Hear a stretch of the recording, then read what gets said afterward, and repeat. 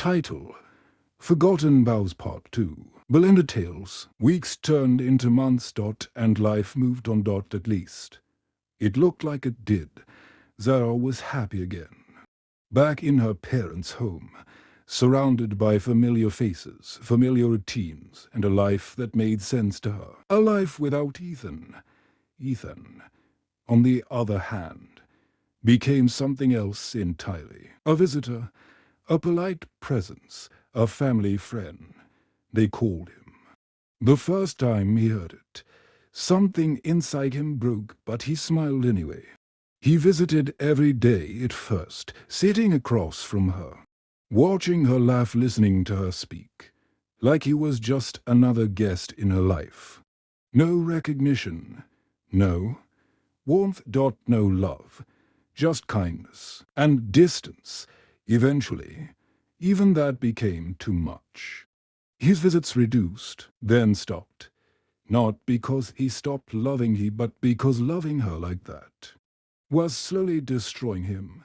He buried himself in work. The family company became his escape. Meetings, contracts, expansion, growth from the outside. Ethan was thriving, but inside, he was stuck in a life that no longer existed. 1 year without Zara. 1 year without his wife, even though she was still alive. That night, he stood alone on the balcony of the company house. The city lights stretched endlessly before him, but he felt nothing. Tears rolled down his face, quiet, steady, uncontrollable. How long? He whispered to the night. How long would he wait? How long would he hope? He picked up his phone and called the doctor again. Same answer. It will take time.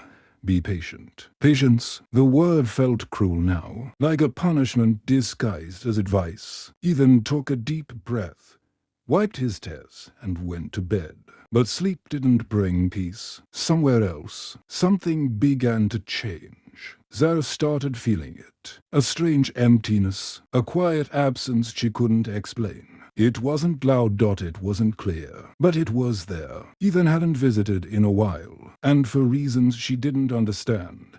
She missed it. Missed him. Not as a memory, but as a feeling. A presence, like a song she couldn't remember, but somehow still knew. Time passed. Then came the second year. Zara joined a gym, a fresh routine, a new space, distraction. That was where she met him, a handsome young man, confident, charming, present. They started talking, then laughing, then spending more time together. For Zara, it felt natural, easy.